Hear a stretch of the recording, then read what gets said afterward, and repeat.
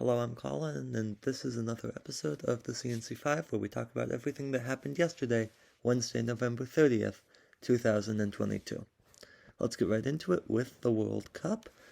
The Group C and Group D both played their final group stage matches. We'll start with Group D, actually, where France played Tunisia, and Tunisia won, though France really did not need to win. They had already clinched advancement into the next round, but still some sort of upset there. And then Australia played Denmark, where the winner would also advance to the knockout stage. And Australia, who is considered to be the much worse team, Australia did come out on top. So in Group C, France wins the group. Australia also advances to the knockout stage.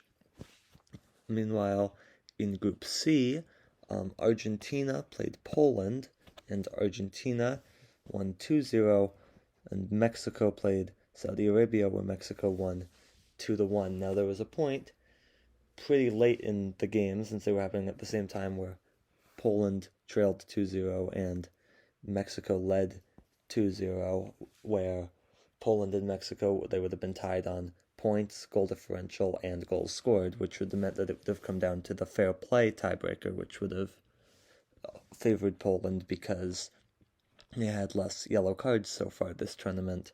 However, Mexico ended up conceding a goal to Saudi Arabia, which made it irrelevant. Poland won that tiebreaker just based off of goal differential.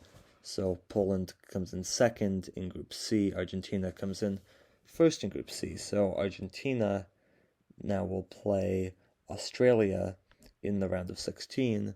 Poland will play France in the round of 16. Those games on Saturday and Sunday, respectively. To move on to politics now. Some big news on Capitol Hill today. First, in Democratic leadership, they in the House had their elections, and Nancy Pelosi, for the first time in 20 years, will not be the Democratic leader. It's official, what we've known for a while now. That will now be Hakeem Jeffries, the current chair of the Democratic caucus in the House. He's from New York. He will now be the minority leader of the House of Representatives. The number 2 Democrat, the minority whip, will now be Catherine Clark, the current assistant speaker from Massachusetts, and the number 3 Democrat in the House, the chair of the caucus, will now be Pete Aguilar, who is currently the vice chair of the Democratic caucus. So a big shift in leadership for the House Democrats. The top 3 had previously been Nancy Pelosi, Steny Hoyer, and Jim Clyburn, all octogenarians, and now really just a fresh set of leadership. Also, everybody there is either a person of color or female. So, the Democratic Party really choosing to go in a different direction now. The House also, this Congress, has finally gotten a hold of Donald Trump's tax returns, so now they are able to continue any potential investigations that they may have into the investigations, which are numerous. On the other side of Capitol Hill, the Senate today finally ended up passing the bill to codify gay marriage. So that is now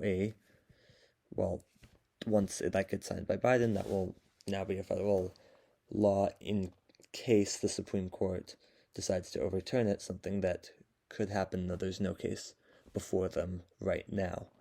The Rose Bowl also today officially agreed to terms with the college football playoff, which means that the playoff is set for expansion earlier than previously expected. It's now likely that it will expand to 12 teams for the 2024 season, so not this year, not next year, but the year after. That's going to do it for the C&C Talks 5 today. I'm Colin, and we will see you soon.